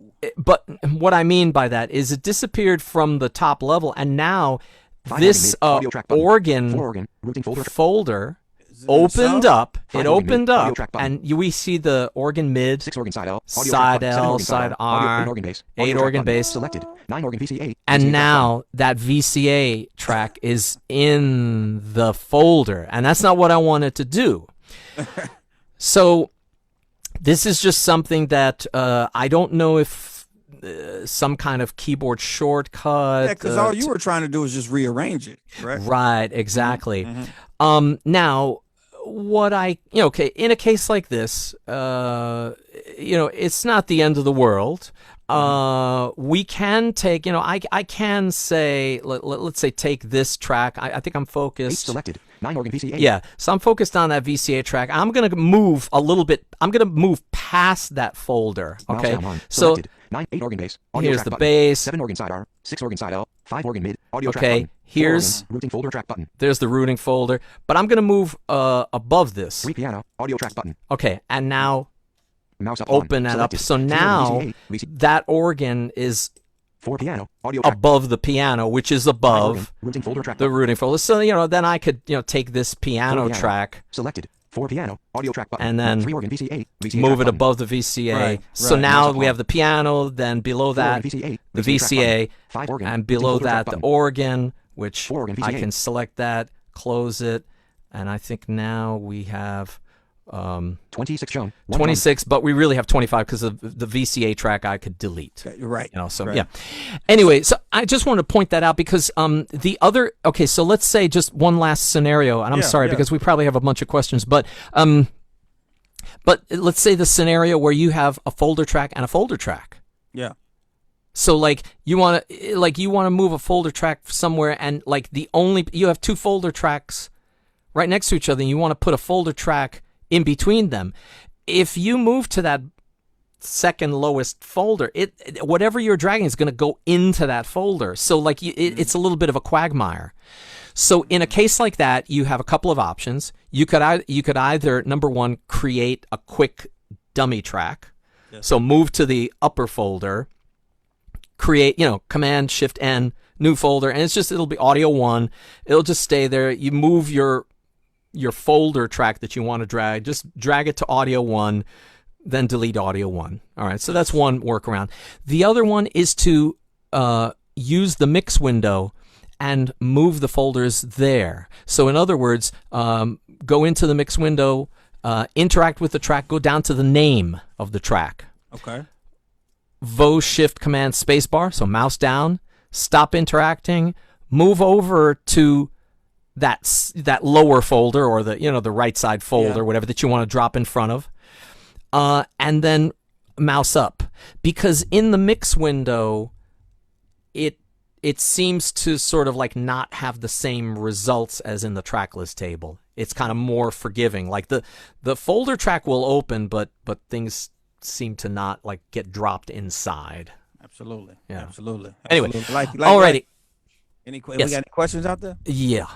Actually, no, gentlemen. It is 10-2. If there's anything that you would like to elaborate on. Oh, sure.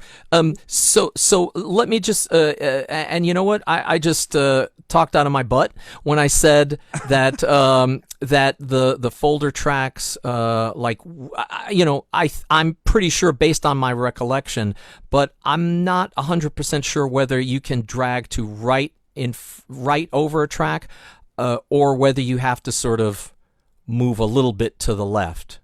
If you want, I can just try it and find out. Oh, Yeah, no, I know. Wait, we never finished with Dominique's question. So let's go and see. Yeah. Let's just go see if. Track list table. Row 4 20. Selected. 4 organ VCA. Yeah, and VCA if track. anybody has any questions about Pro Tools in general, I mean, that's One fine drums. too. It doesn't. Well, now you're opening up a 3-hour can of worms. You know how we do. Yeah. Shown. All right. Selected. One. So let's go here and Menu, let's hide, see if we open, can. hide and make it inactive. Yeah, you can make an active. There you go. Wow. So you can make this whole, I can make all the drums inactive. Yeah.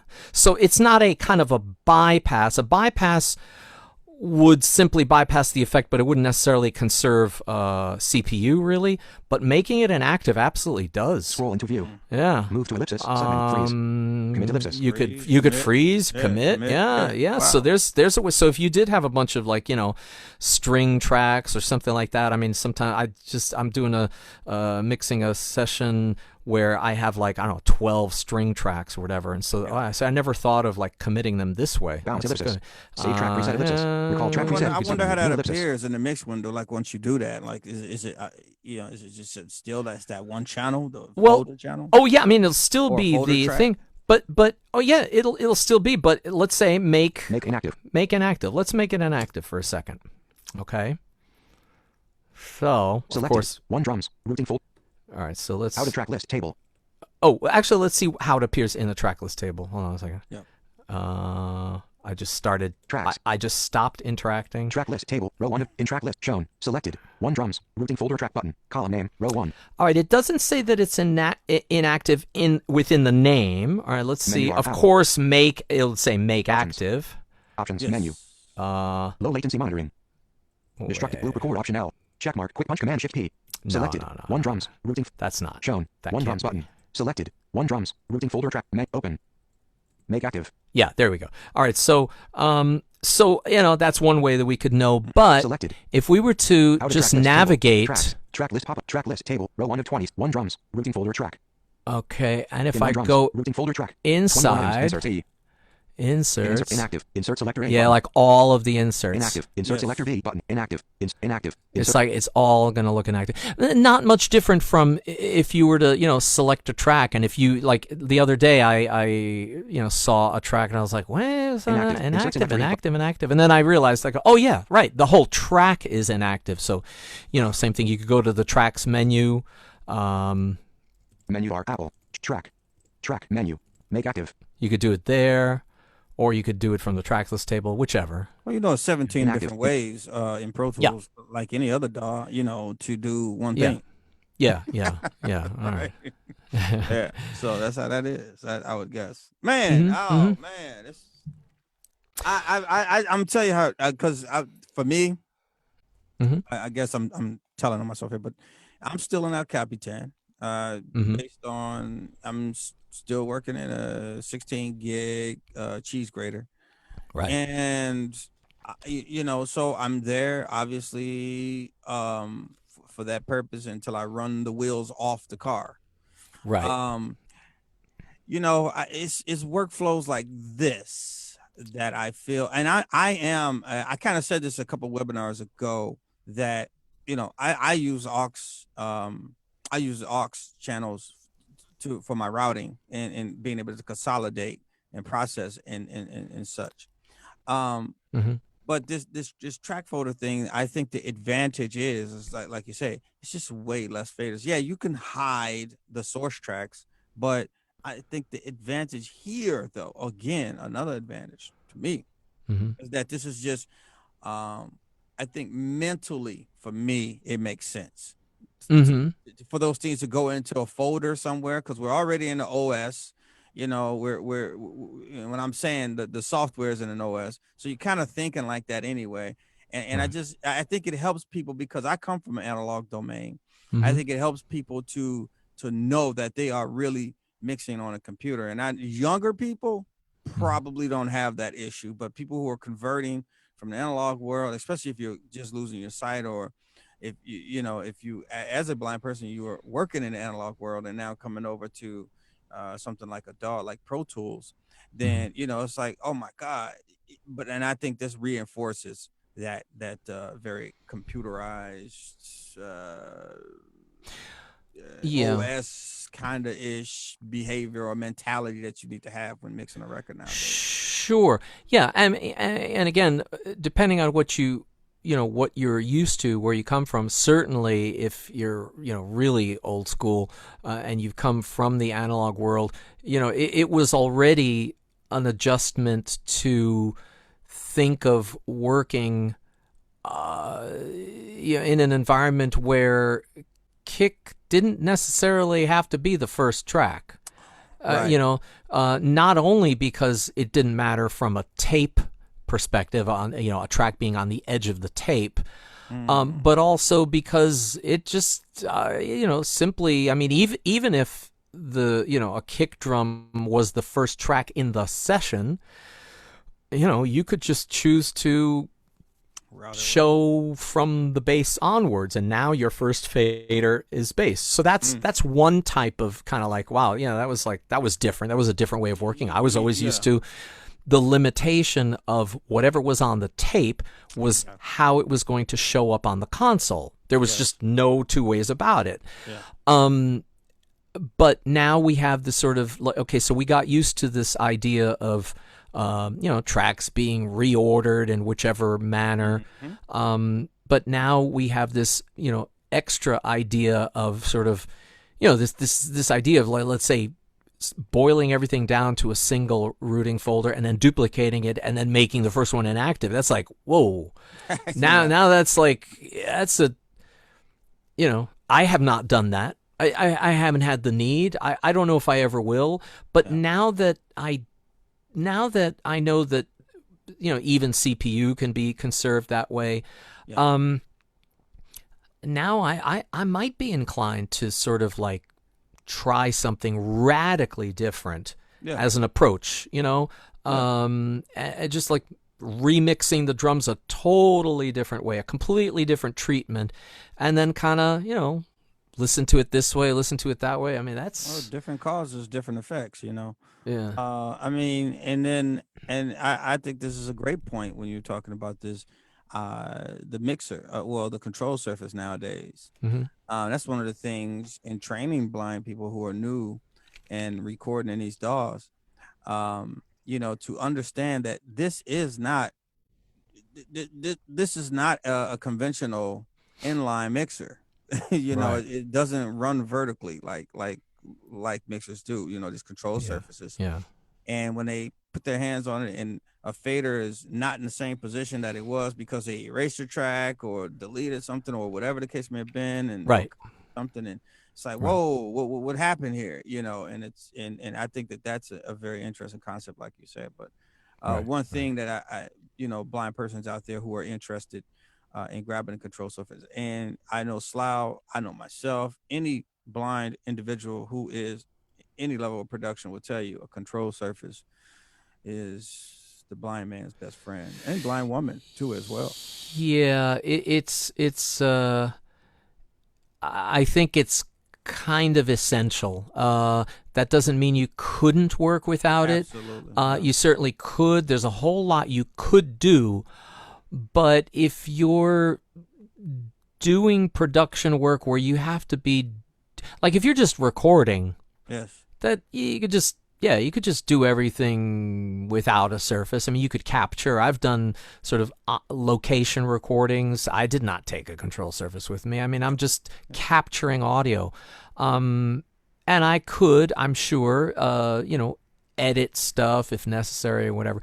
But if you're going to be doing any kind of mixing or treating the vocals and manipulating, tracks in general, a control surface is pretty indispensable and worth every penny. Gentlemen, we are at the top of the hour, a minute two. I know I was supposed to say 5-2. Didn't want to cut you off, but we are That's at okay. 4:59 Central and I believe 6 New York Mm-hmm. Eastern. Yes. Yeah. So one last question. Thanks for that, Likey. And wonderful job again. Thank you, Likey. Thank you. I just want you to quickly, Slough, if you can. Yes. What do you recommend? Notification center, system image. Mm-hmm. What do you recommend for blind individuals getting into Pro Tools? This is going to be a two-part question. One, what do you recommend them? What type of skills would they need? And what do they need to do, number two, to make their life a bit easier as far as to be a proficient user in Pro Tools? Right. So, so for the next hour, I will be talking about well, the first thing I would say, they should look at the courses offered by icmusic.com. No, just speaking in general terms, what skills number one, I would say they really have to, I mean, to be efficient, you really have to know the screen reader, because that's how you're going to be accessing it, right? Mm-hmm. And I would say really the biggest thing that you have to do, and I say this all the time, is you really have to read the documentation. I mean, I know that documentation. There's a lot of it, man. There's a lot of it. Yeah, there's a lot of it, But if you do not read the documentation, you are guaranteed to have a hard time and probably fail. Yeah, that's the bottom line. I mean, we do have, of course, a community, on PT Access, at Google Groups. We do have a WhatsApp group, of course, and it's a lively group. People have questions all the time. Sometimes, you get tons of message in a day. Sometimes not so much. It depends. Right. So there is that, and that is, it's good that people have that resource. But that is just simply, clearly no substitute for reading a manual. There is an intro to Pro Tools, which is, I don't know, it's like 80 pages, whatever, PDF document. That gives you sort of like an overview. But I have to say, the reference guide, which is, I don't know, 13 or 1,500 pages, it's like in that ballpark. You're not going to read every page of it, only because so much of it is indices, so much of it is table of contents. There's a whole part on video, which you probably won't need. Right. But there's, let's say it's about 1,000 pages of reading. Some of it is repetitive, but that's actually a good thing, because if you start at the top, each of the first few chapters will kind of touch upon something and say, see chapter 59 for more information on folder tracks or whatever it is. You know what I mean? Yeah. And throughout that reference guide, things will be repeated. But again, it's a good thing, because when you read it again or you encounter it later on, you sort of, by that point, you have covered more ground.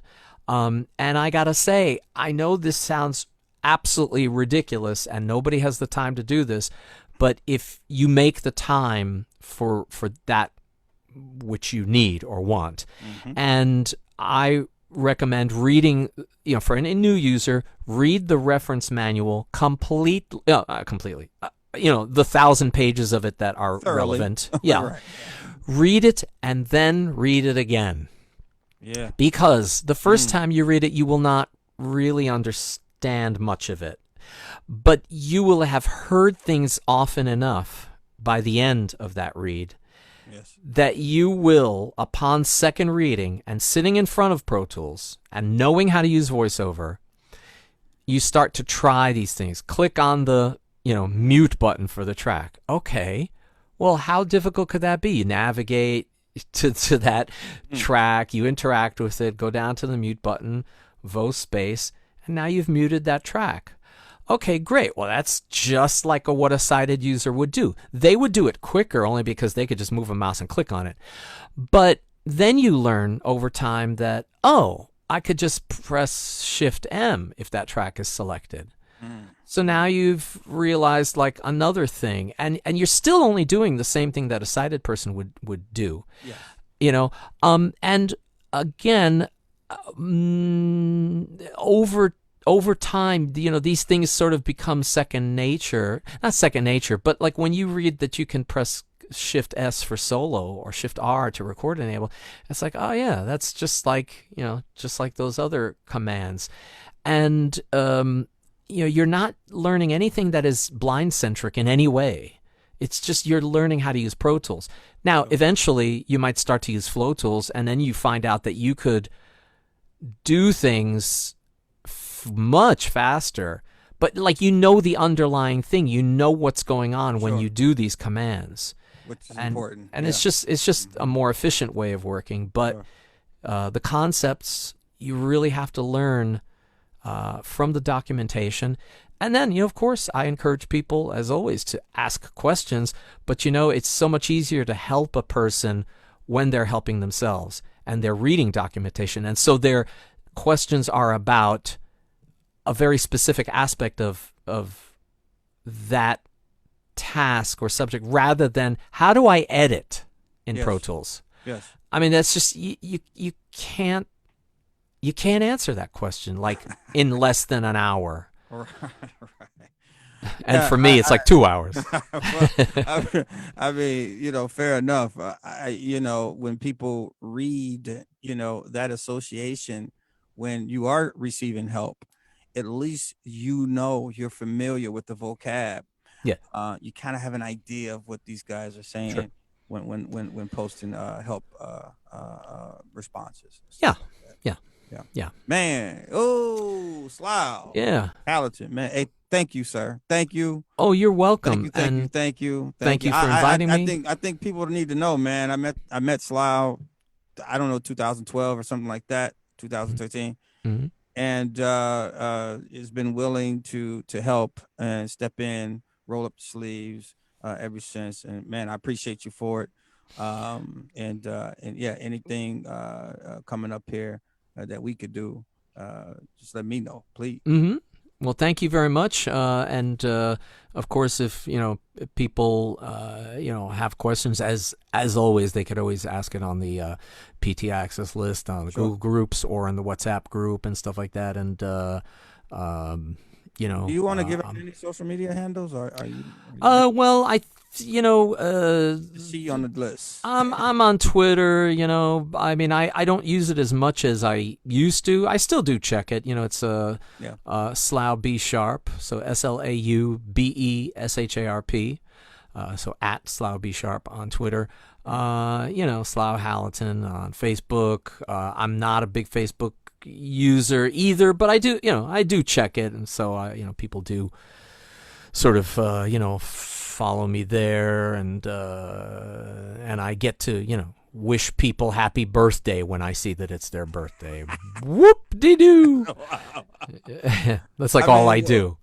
One of the only blind recording mix engineers, recording, mixing, cabaret stuff, orchestra, recordings, the whole nine. So yeah, I like I say, I just Google this guy. You'll find him. He'll come up in the feed, in the Google search, at the top of the list there. Hey, thanks, Lau. Oh, thank you, man. Yeah. Thanks, Likey. Cool. And see you guys. Thank you, like. Thank you.